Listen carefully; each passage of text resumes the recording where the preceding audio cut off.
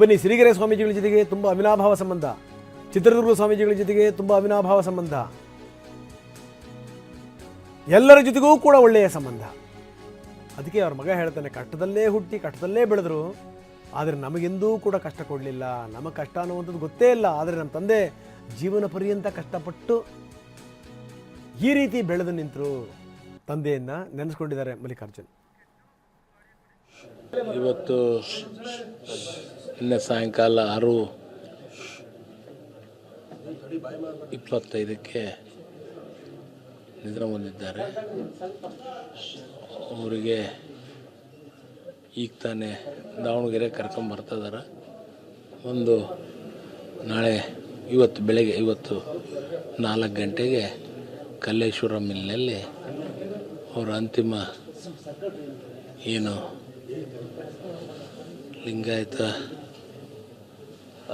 ಪರಂಪರೆಯ ಎಲ್ಲ ಸ್ವಾಮೀಜಿಯವರ ಮುಖಾಂತರ ಅವರನ್ನು ಇವತ್ತು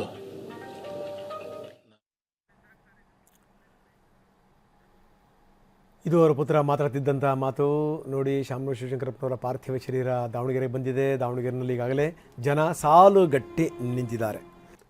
ಬನ್ನಿ, ಬಸವರಾಜ್ ಮುದನೂರು ನಮ್ಮ ಜೊತೆಗೆ ಈಗ ನೇರ ಸಂಪರ್ಕದಲ್ಲಿದ್ದಾರೆ. ಮನೆಯ ಒಳಗಡೆಯ ಭಾಗದಲ್ಲಿದ್ದಾರೆ ಬಸವರಾಜ್ ಮುದನೂರು. ಹರೀಶ್ ಮನೆಯ ಹೊರಗಡೆ ಭಾಗದಲ್ಲಿದ್ದಾರೆ. ಇನ್ನು ಸುನಿಲ್ ಕುಮಾರ್, ನಮ್ಮ ಪ್ರತಿನಿಧಿ ಸುನಿಲ್ ಇದ್ದಾರೆ.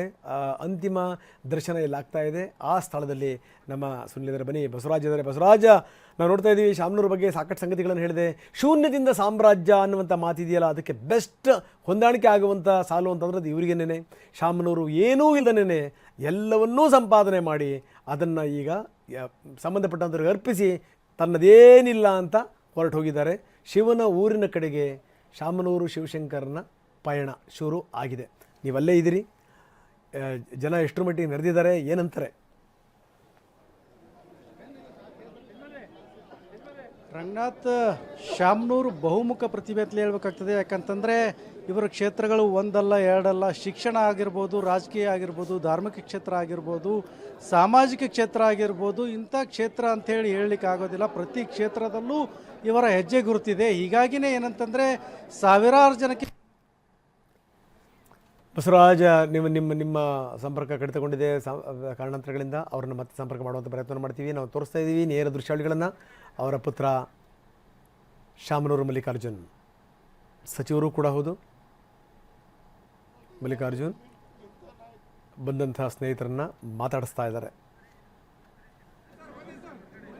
ಬನ್ನಿ, ಮನೆಯ ಹೊರಭಾಗದಲ್ಲಿರುವಂಥ ಹರೀಶ್, ಅಲ್ಲಿನ ಸ್ಥಿತಿಗತಿಗಳು ಹೆಂಗಿದೆ? ಯಾಕಂದರೆ ಅಪಾರ ಪ್ರಮಾಣದಲ್ಲಿ ಜನರು ಕೂಡ ಧಾವಿಸ್ತಾ ಇದ್ದಾರೆ. ನೀವು ಮನೆಯ ಮುಂಭಾಗದಲ್ಲೇ ಇದ್ದೀರಿ, ಏನು ಹೇಳ್ತೀರಿ? ರಂಗನಾಥ್, ನಾನೀಗ SS ಮಲ್ಲಿಕಾರ್ಜುನ್ ಅವರ ನಿವಾಸ ಆಗಿರತಕ್ಕಂತಹ ಶಿವ ಪಾರ್ವತಿ ನಿಲಯದಲ್ಲಿರುವಂತಹದ್ದು.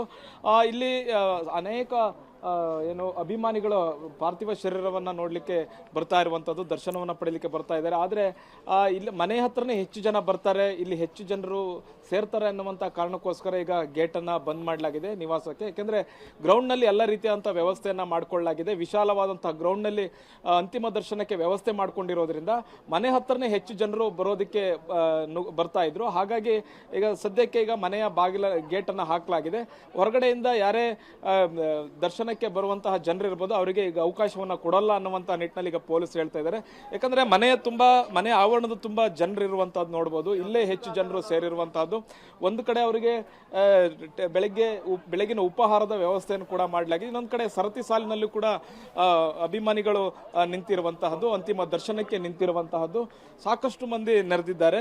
ಇದು ಶಾಮನೂರು ಶಿವಶಂಕರಪ್ಪ ಅವರ ನಿವಾಸ. ಈ ನಿವಾಸದ ಆವರಣದಲ್ಲಿಯೇ ಅಂತಿಮ ದರ್ಶನಕ್ಕೆ ವ್ಯವಸ್ಥೆ ಮಾಡಿರುವಂತಹದ್ದು. ಇನ್ನೇನು ಕೆಲವೇ ಕ್ಷಣಗಳಲ್ಲಿ ಪಾರ್ಥಿವ ಶರೀರವನ್ನು ಮನೆ ಒಳಗೆ ತೆಗೆದುಕೊಂಡು ಹೋಗ್ತಾರೆ. ಅಲ್ಲಿ ವಿಧಿವಿಧಾನಗಳು ನಡೆಯುತ್ತೆ. ಅಂದರೆ ಸ್ನಾನ ಮಾಡಿಸಿ ಅವರಿಗೆ ಪೂಜೆ ಮಾಡುವಂಥದ್ದಿರ್ಬೋದು, ಗುರು ಪೂಜೆ ಮಾಡುವಂಥದ್ದು ಕೂಡ ಒಳಗಡೆ ನಡೆಯುತ್ತೆ ಅನ್ನುವಂಥದ್ದು ಹೇಳಲಾಗ್ತಿದೆ. ನಂತರ ಮತ್ತೆ ಇಲ್ಲೇ ಆವರಣಕ್ಕೆ ತಂದು ಪಾರ್ಥಿವ ಶರೀರವನ್ನು ಇಡ್ತಾರೆ. ಮತ್ತೆ ದರ್ಶನಕ್ಕೆ ಅವಕಾಶವನ್ನು ಕೊಡಲಾಗುತ್ತೆ. ಇಲ್ಲಿ ದಾವಣಗೆರೆಯ ಸುತ್ತಮುತ್ತ ಇರ್ತಕ್ಕಂಥವರಿಗೆ ಮಾತ್ರ ಇಲ್ಲಿ ಮನೆ ಹತ್ರ ಬಂದು ನೋಡಲಿಕ್ಕೆ ಅವಕಾಶವನ್ನು ಕೊಟ್ಟಿರುವಂಥದ್ದು. ತುಂಬಾ ಹತ್ತಿರದ ಸಂಬಂಧಿಕರಾಗಿರ್ಬೋದು, ಜೊತೆಗೆ ತುಂಬಾ ಆಪ್ತರಾಗಿರ್ತಕ್ಕಂಥವ್ರಿಗೆ ಇಲ್ಲಿ ಒಳಗಡೆ ಅವಕಾಶವನ್ನು ಕೊಟ್ಟಿರುವಂತಹದ್ದು. ನಂತರ ಇಲ್ಲಿಂದ ಮನೆಯಿಂದ ನೇರವಾಗಿ ಗ್ರೌಂಡ್ ಹೈಸ್ಕೂಲ್ ಗ್ರೌಂಡ್ಗೆ ಪಾರ್ಥಿವ ಶರೀರವನ್ನು ಶಿಫ್ಟ್ ಮಾಡಲಾಗುತ್ತೆ. ಅಲ್ಲಿ ಸಂಪೂರ್ಣವಾದಂಥ ವ್ಯವಸ್ಥೆಯನ್ನು ಮಾಡಿಕೊಳ್ಳಲಾಗಿದೆ. ದಾವಣಗೆರೆ ನಗರದಾದ್ಯಂತ ಇರ್ತಕ್ಕಂಥ ಅವರ ಅಪಾರ ಅಭಿಮಾನಿಗಳು ಬಂದು ಅಲ್ಲಿ ಅವರ ಅಂತಿಮ ದರ್ಶನವನ್ನು ಅಲ್ಲಿ ಪಡೆದುಕೊಳ್ಳಲಿಕ್ಕೆ ಎಲ್ಲ ವ್ಯವಸ್ಥೆಯನ್ನು ಮಾಡ್ತಾ ಇರುವಂಥದ್ದು. ಈಗ ಮನೆ ಹತ್ರ ಬರೋರಿಗೆ ಇನ್ಮೇಲೆ ಅವಕಾಶ ಇರೋದಿಲ್ಲ. ಹಾಗಾಗಿ ಈಗ ಎಷ್ಟು ಜನ ಬಂದಿದ್ದಾರೆ ಅಷ್ಟು ಜನರಿಗೆ ಮಾತ್ರ ಈಗ ಅಂತಿಮ ದರ್ಶನಕ್ಕೆ ವ್ಯವಸ್ಥೆ ಇರುವಂತಹದ್ದು. ಈಗಿರ್ತಕ್ಕಂತಹ ಜನರು ಇಲ್ಲಿ ಖಾಲಿ ಆಯಿತು ಅಂದ ತಕ್ಷಣವೇ ಪಾರ್ಥಿವ ಶರೀರವನ್ನು ಮನೆ ಕಡೆ ಶಿಫ್ಟ್ ಮಾಡ್ತಾರೆ, ಮನೆ ಒಳಗೆ ಶಿಫ್ಟ್ ಮಾಡ್ತಾರೆ, ವಿಧಿವಿಧಾನಗಳನ್ನು ಮಾಡ್ತಾರೆ. ನಂತರ ಮೈದಾನಕ್ಕೆ ಪಾರ್ಥಿವ ಶರೀರವನ್ನು ಶಿಫ್ಟ್ ಮಾಡ್ತಾರೆ. ಅಲ್ಲಿ ರಾಜಕೀಯ ಗಣ್ಯರು ಮತ್ತು ಅವರ ಅಭಿಮಾನಿಗಳಾಗಿರ್ಬೋದು ಎಲ್ರಿಗೂ ಕೂಡ ಅಲ್ಲಿ ಬಂದು ಅಂತಿಮ ದರ್ಶನವನ್ನು ಪಡೀಲಿಕ್ಕೆ ವ್ಯವಸ್ಥೆಯನ್ನು ಮಾಡಲಾಗಿದೆ. ರಂಗನಾಥ್, ಎಸ್, ನಮ್ಮ ಹಾಗೆ ನೀವು ಸಂಪರ್ಕದಲ್ಲಿ ನಿಮ್ಮ ಜೊತೆಗೆ ನೆಟ್ಟನ್ನು ಮಾತಾಡ್ತೀನಿ. ಸುನಿಲ್ ನಮ್ಮ ಜೊತೆಗಿದ್ದಾರೆ. ಈಗ ಎಲ್ಲಿ ಅಂತ್ಯ ಸಂಸ್ಕಾರಗಳಾಗುತ್ತೆ ಅಂದರೆ ಈ ಗ್ರೌಂಡಿನಲ್ಲಿ ಫಸ್ಟ್ ಇಡ್ತಾರೆ ಪಾರ್ಥಿವ ಶರೀರವನ್ನು, ಅದಾದ ನಂತರ ವಿಧಿವಿಧಾನಗಳು ಶುರುವಾಗುವಂಥದ್ದು. ಜೊತೆಗೆ ಆ ಗ್ರೌಂಡ್ ಹತ್ತಿರದಲ್ಲಿದ್ದಾರೆ ನಮ್ಮ ಪ್ರತಿನಿಧಿ ಸುನಿಲ್. ಅಲ್ಲಿನ ಸ್ಥಿತಿಗತಿಗಳೇನು ಸುನಿಲ್? ರಂಗನಾಥ್, ಪ್ರಮುಖವಾಗಿ ಈಗಾಗಲೇ 12:30 ಸುಮಾರಿಗೆ ಶಾಮನೂರು ಶಿವಶಂಕರಪ್ಪರ ಅವರ ಪಾರ್ಥಿವ ಶರೀರವನ್ನ ದಾವಣಗೆರೆಯಲ್ಲಿರುವಂತಹ ಸರ್ಕಾರಿ ಹೈಸ್ಕೂಲ್ ಗ್ರೌಂಡ್ಗೆ ತರಲಾಗುತ್ತೆ. ಆ ಒಂದು ಸ್ಥಳದಲ್ಲೇ ನಾನಿದ್ದೀನಿ.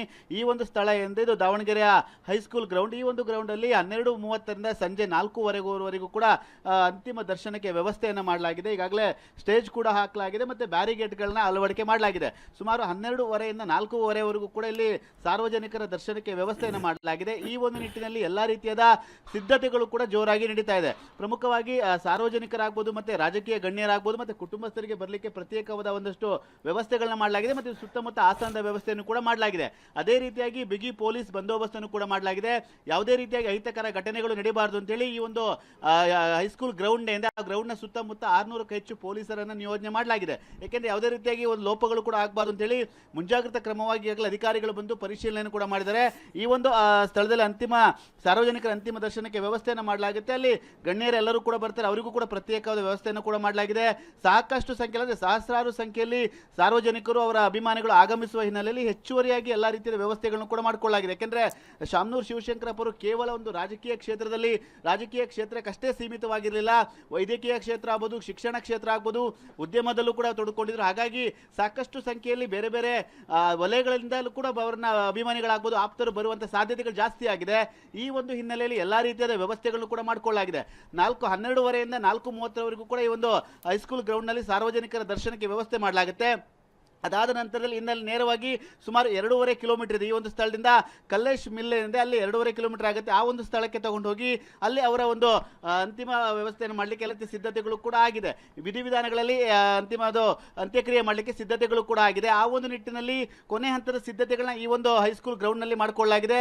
ಯಾಕೆಂದ್ರೆ ಯಾವುದೇ ರೀತಿಯ ಲೋಪಗಳಾಗಬಾರ್ದು. ಸಾಕಷ್ಟು ಸಂಖ್ಯೆಯಲ್ಲಿ ಗಣ್ಯರು ಬರ್ತಾರೆ, ಮಠಾಧೀಶರು ಬರ್ತಾರೆ, ಸಹಸ್ರಾರು ಸಂಖ್ಯೆಯಲ್ಲಿ ಅವರ ಅಭಿಮಾನಿಗಳು ಬರ್ತಾರೆ, ಸಾರ್ವಜನಿಕರು ಬರ್ತಾರೆ.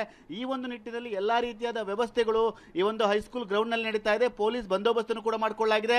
ಪ್ರತ್ಯೇಕ ವ್ಯವಸ್ಥೆ ದಾರಿಗಳು ಅಂದ್ರೆ ಆಸನಗಳ ವ್ಯವಸ್ಥೆ ಆಗ್ಬೋದು, ಬ್ಯಾರಿಗೇಡ್ಗಳಾಗ್ಬೋದು, ಮತ್ತೆ ಬರುವಂತ ಕ್ಯೂಗಳು ಕೂಡ ಪ್ರತ್ಯೇಕವಾದ ಕ್ಯೂಗಳು ಕೂಡ ಮಾಡಲಾಗಿದೆ.